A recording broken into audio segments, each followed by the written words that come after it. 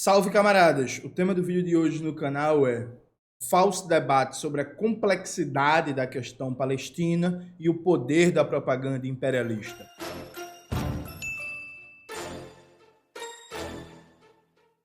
Antes de começar propriamente o tema do vídeo do canal, quero muito agradecer a você que ajuda a manter e melhorar nosso canal a partir do Apoia-se. Seu apoio é fundamental para a gente continuar o nosso trabalho. Note, nos últimos dias, nas redes sociais, várias pessoas surgiram com o discurso de que a questão Palestina e Israel é muito complexa, é muito difícil de dar opinião, e aí não tem o que se posicionar, não tem o que fazer e por aí vai. Veja, gente, esse argumento é muito falso e ele foge da questão real. E eu vou ilustrar isso a partir de alguns exemplos. Por exemplo, você provavelmente já viu o documentário Batalha de Argel, já ouviu falar de Frantz Fanon, talvez já tenha lido até algum livro de Frantz Fanon, já viu alguma referência positiva à Revolução Argelina.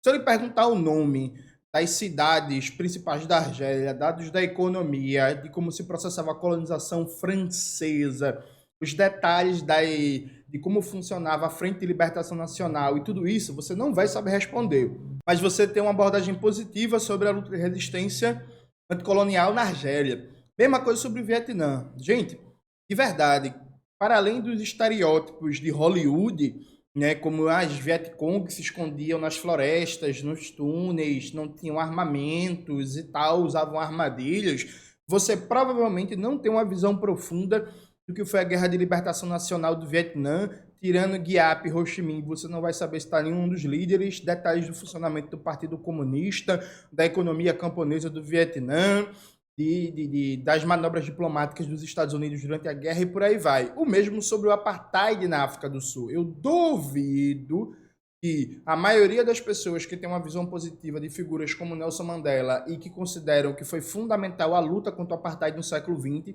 saiba me dizer detalhes de como foi montado o regime de apartheid, suas minúcias jurídico-políticas, econômicas, ideológicas, o nome de todas as organizações da luta contra o apartheid, as diferentes posições de Nelson Mandela ao longo da sua vida, ou até saber, inclusive, que Mandela foi considerado terrorista pelos Estados Unidos, pela Inglaterra, por boa parte dos países da União Europeia, durante toda a sua vida, né? Quase toda a sua vida, praticamente. Se eu perguntar para você o nome de dois presidentes da África do Sul da época do apartheid, a maioria de vocês não vão saber. E mesmo assim a gente tem uma visão positiva de Mandela, da luta contra o apartheid, algumas pessoas conhecem Steven Biko e por aí vai. Então veja, tem vários e vários exemplos históricos que não é a falta de uma compreensão da totalidade ou mais profunda da complexidade da questão que impede você de se posicionar. Você é a favor de Malcolm X, você é a favor de Luther King, você é a favor de Nelson Mandela, você condena a segregação racial nos Estados Unidos, assim eu espero, né? Você condena o apartheid, você condena a invasão dos Estados Unidos no Vietnã, você condena a colonização francesa na Argélia, no norte da África, mesmo que você não saiba detalhes, minúcias. Se eu pedir para você assistir esse vídeo, para você dar uma aula de 50 minutos sobre a segregação no sul dos Estados Unidos, sobre a ocupação francesa, japonesa e estadunidense no Vietnã, sobre a colonização francesa na Argélia, sobre a montagem do regime de apartheid na África do Sul, a maioria de vocês que estão assistindo esse vídeo não vai conseguir dar essa aula de 50 minutos. Não impede vocês de se posicionarem. É claro que a questão palestina tem uma complexidade histórica, como todo processo histórico tem a sua complexidade, né? Para a gente compreender as estruturas e dinâmicas econômicas, sociais, políticas, culturais, institucionais, religiosas, geopolíticas, né? Estratégicas. Tem várias questões, vários dados, várias minúcias. Tem uma infinidade de organizações de resistência palestina, né? Há diferenças importantes entre o Fatah e o Hamas, por exemplo. Você tem organizações marxistas também importantes na história da luta da libertação palestina. Você tem mudanças importantes na situação palestina até 1967, não é a mesma do que depois de 67. Você tem as guerras árabe-israelenses, tem uma série de questões, mas veja, gente, é uma situação de apartheid. É bem simples, acabou. Situação de apartheid. O povo palestino sofre apartheid. Ponto. Ponto. É um apartheid colonial. Não é complexo, não é difícil, não é ultra refinado, não precisa ter doutorado na questão palestina para se posicionar de maneira irrestrita em solidariedade à luta do povo palestino. Se posicionar de forma irrestrita à luta de libertação do povo palestino não significa dizer amém para todas as táticas de ação, significa dizer amém para todas as organizações palestinas? Não, absolutamente não. Inclusive, você pode, com tranquilidade, dizer que dá um apoio solidário e restrito à luta de libertação da Palestina, sem conhecer nem sequer metade das organizações que atuam ali na Palestina, sem conseguir explicar como funciona a Organização para a Libertação Palestina e todos os grupos políticos que estão ali naquele grande guarda-chuva. Isso é muito tranquilo. Por quê? O princípio, é princípio ético, viu, gente? É ser contra toda forma de colonialismo. Ponto. Ponto. Ponto. Ponto. Ponto. Ponto pacífico. Ser contra toda forma de colonialismo e de regime de apartheid, e que a raiz de toda a violência, de todos os problemas, de toda a opressão é o regime colonial e de apartheid. Isso é ponto pacífico, isso é um princípio, isso inclusive aparece no nosso dia a dia, né? A gente não fala fogo nos racistas, né? Não é isso? A gente não fala? A gente não repete muito Malcolm X por qualquer meio necessário? A gente não repete muito aquela clássica frase Malcolm X: se você não for cuidadoso, os jornais vão fazer com que você ame o opressor e odeie o oprimido? É ponto pacífico. O que acontece na conjuntura brasileira é que, por um elemento que eu não consigo hoje fechar a posição, não sei se a propaganda sionista, imperialista está mais forte, ou se a esquerda está cada vez menos anti-imperialista e com firmeza ideológica para fazer a resistência, mas há um massacre posto em curso contra todos aqueles que se posicionam de maneira em defesa da libertação da Palestina. Há um massacre. Há um massacre.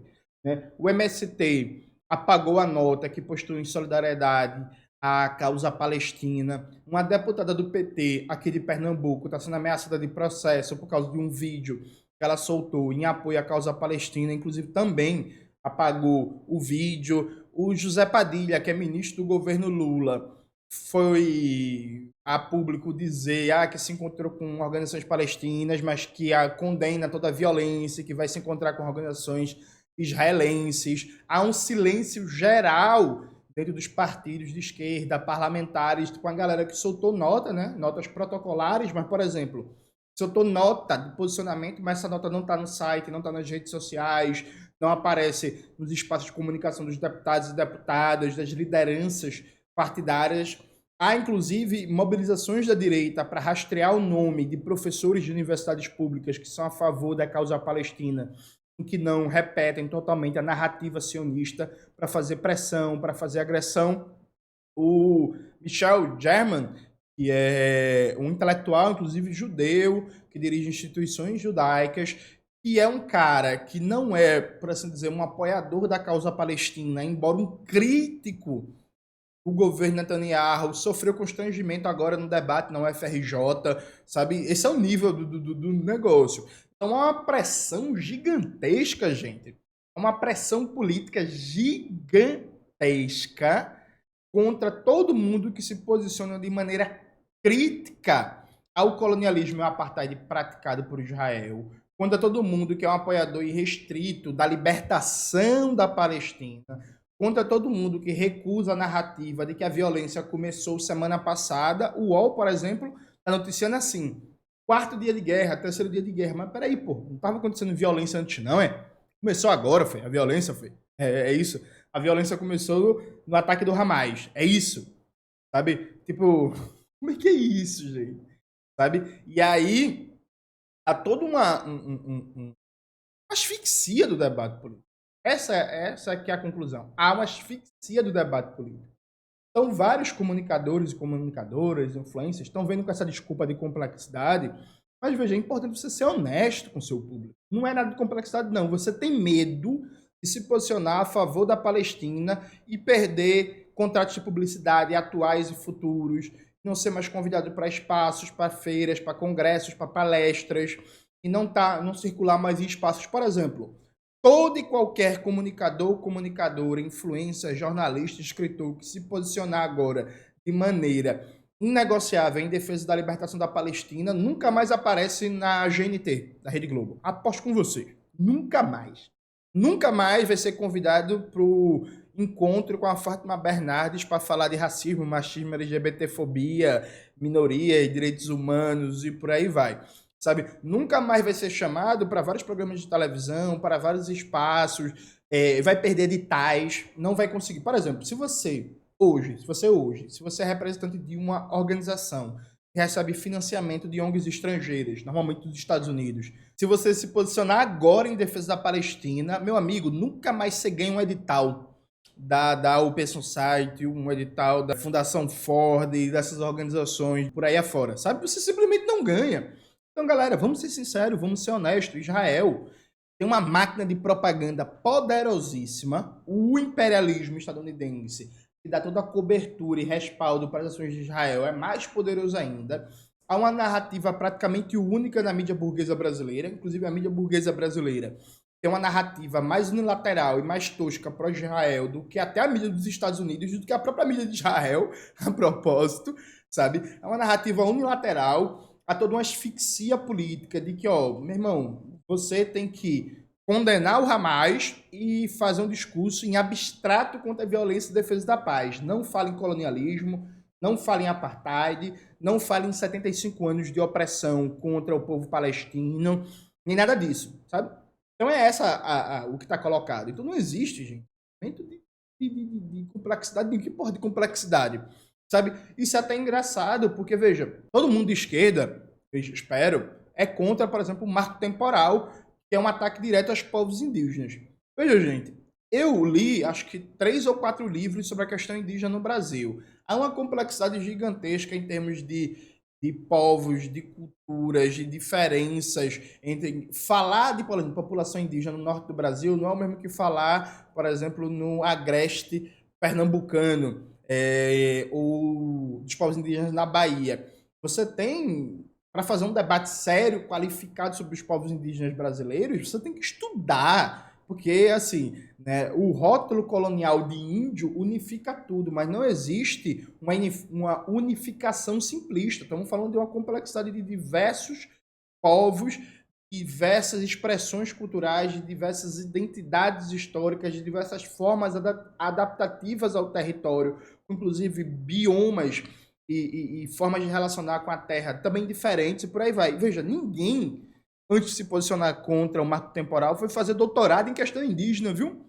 Foi pegar, meu irmão, vou baixar aqui 15 teses de doutorado e vou ler sobre questão indígena para eu me posicionar sobre o marco temporal. Ainda bem, viu, gente, que ninguém fez isso.